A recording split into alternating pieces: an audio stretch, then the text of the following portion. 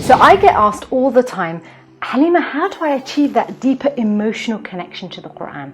How do I fall in love with these words that Allah subhanahu wa ta'ala gifted me? I really want to be able to listen to the Quran and have my heart just melt out of love for my Creator. But how?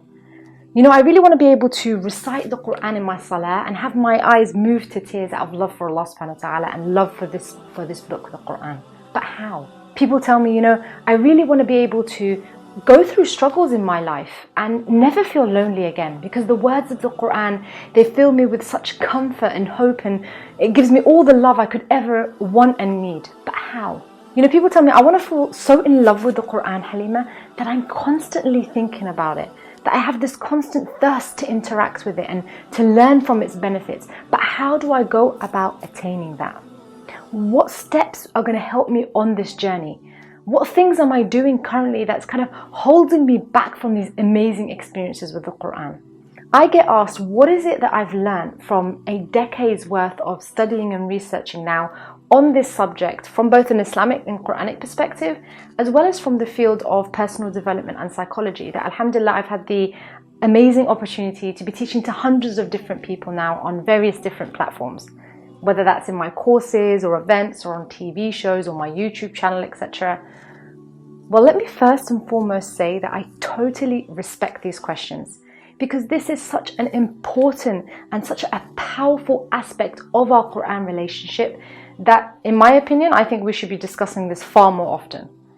You know, for me personally, it was when this aspect of my own Quran relationship, when it changed, that the whole dynamics of my Quran relationship changed. It's when I experienced what I call true love, that things got taken to another level, alhamdulillah. And I say it's important we discuss this subject more often, because, you know, people, when they think about this topic, they just think it's a bit of a no-brainer. They think, you know, the answer is simple. Just make a bit of dua and, of course, learn some Arabic and tafsir to get that better understanding of the Quran, and maybe even, you know, take some of that Quran to heart, memorize it, and then bang, you have that deeper love, automatically instilled in your relationship.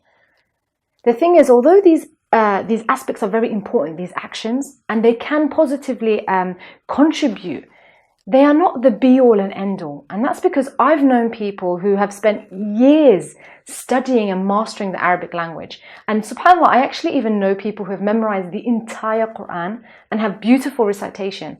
But they've actually confided in me and told me that, sadly, they've never really felt those amazing feelings of love and experienced that deeper personal emotional connection with the Quran, where their hearts are made to flutter, or the Quran brings soulful tears to their eyes, etc. And no doubt these individuals, when they took those actions, of course they hope to experience those wonderful emotions, but they just don't understand what it is and why they hadn't. And that's down to the fact that there is actually some science to love, believe it or not. You know, it's really important that we address this issue for the following 5 reasons. First and foremost, our love towards the Quran is actually a reflection of our love towards Allah subhanahu wa ta'ala himself. So the condition of our emotional connection with the Quran, it's a reflection of that connection with Allah subhanahu wa ta'ala. And we know that from a hadith, where Ibn Mas'ud, he reported that the Prophet ﷺ said, none of you need to ask himself about anything except the Quran. If he loves the Quran, he loves Allah.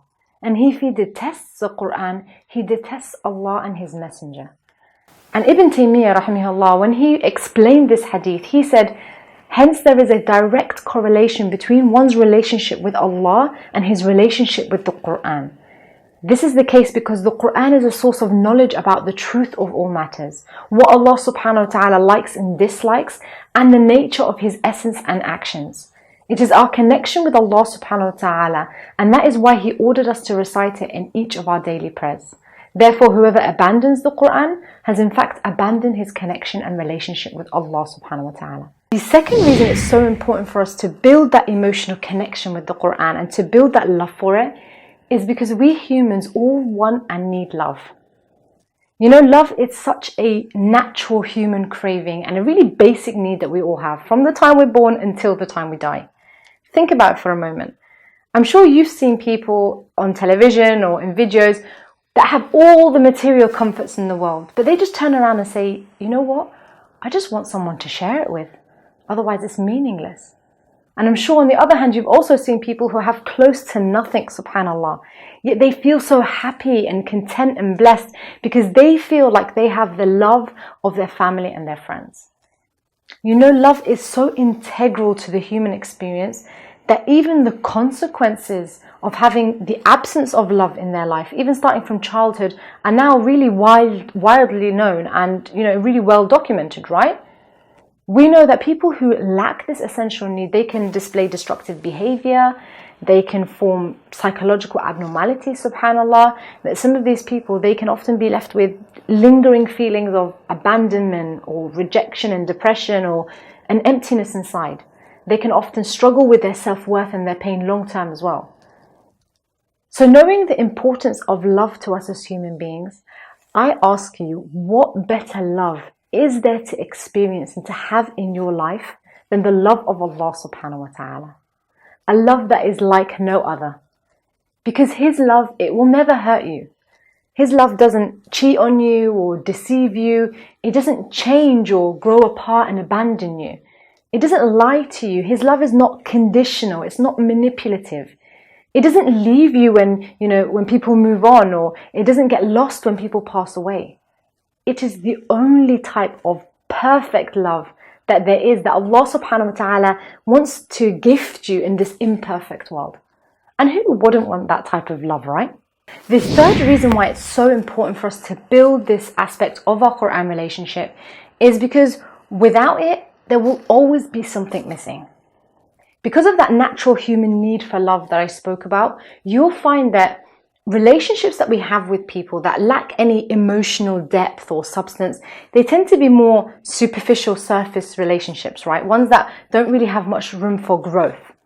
So even in your Quran relationship, although you might feel like you're progressing, maybe you get a certificate in tajweed, or, you know, with your grades in your Arabic as they get better, or your ability to tick off another surah as you're memorizing the Quran, without that emotional substance in your Quran relationship, sooner or later you're going to feel like there's something missing. There's going to come a time where you'll wonder what is wrong. And when a lot of people get to that stage, they wonder whether they are failing in their Quran relationship. They wonder and they start questioning whether it's because they're not a good enough Muslim. They end up questioning themselves in a way that doesn't serve them. It's not empowering. Some people will choose to just simply ignore those feelings because they don't have an answer or a solution to it. And as we know, ignoring our emotions, it only just strokes that fire within and makes you feel absolutely worse. And then there's others who might try to change their approach, hoping to change the results somehow. So if they've always been focusing on Arabic, they might start focusing on tajweed, for example. Or if they've always been focusing on memorizing Quran, they might attend some tafsir classes, etc. And again, although I said that all of these things are beneficial and they are rewarding to our Quran relationship, it doesn't quite directly address and resolve the underlying issue of a lack of emotional connection to the Quran. And then unfortunately, there are actually even some people who they question whether that empty feeling can ever be filled with their relationship with the Quran. They think to themselves, well, you know what? I know such and such friend or such and such person, maybe they're a Buddhist or a Christian, and they seem to experience that in their faith. Maybe I can find it in another faith, or maybe I can find it in other than faith. Now, I know that that might sound like a really extreme example, but honestly, I've come across people, subhanAllah, who have felt that way. And that's because they haven't experienced that deeper emotional need, that spiritual satisfaction that we as human beings of heart as well as mind remember that we have. When people have an emotional depth in their Quran relationship, where they feel loved and touched and moved from their very core, where they feel like the Quran, it resonates with every aspect of their soul and their well-being, they feel safe, they feel satisfied, they feel sure in their ability to grow as a person and to grow in the Quran relationship as well. The fourth reason it's so important to build this emotional connection and this love with the Quran is because it actually helps you to stay motivated in your Quran relationship as well. Now, if you remember in module 1, I pointed out that having that wow experience with the Quran, it was a key motivation in your Quran relationship, right? Well, I want you to write down that your emotional connection with the Quran and your love for it is another key factor to motivation. So a lot of people wonder why they're not consistently excited and why they don't have that desire to reach out for the Quran, to read and listen and study it more. Why they struggle to find the time in their daily lives in order to reach out and connect with the Quran. And they struggle even to focus, subhanAllah, when they are present with the Quran, and they don't know why. Well, if you don't have that emotional connection with the Quran, you're missing a really important element to being able to maintain your motivation, to maintain that productivity and that focus, to fuel your Quran journey. It's true, isn't it? Just think about it. When you discover something that you really love or you're really passionate about, whether that's studying a certain subject or you enjoy a certain hobby or a sport, isn't it true that you find yourself thinking about it all the time? That you're eagerly going out of your way in order to engage with it as much as possible? And subhanAllah, even when you are involved with it, you never get bored, right? The time just seems to go so fast. And that's because there's a positive emotional connection and a love you have for that drives you. Haven't you heard of somebody who, they've been in a sport maybe for decades now, and they say something like, the first time I played this sport and the 100th time, it feels the same to me. I still love and enjoy it. I myself, I've experienced this. Now, for those of you who don't know, I'm not a hiking type of gal. You can't get me to, walk long distances. I probably wouldn't run for more than 15 minutes. But if you put me on an ice rink to figure skate, it's an entirely different story altogether. And that's because I absolutely love that sport. I'm so passionate about learning different techniques and moves. I could be on there for hours. SubhanAllah, I actually remember that once I was on there for 5 hours training straight. And subhanAllah, I honestly felt like it was just an hour to me. Well, I want you to know that you can have this consistent enjoyment and excitement every time you interact with the Quran too.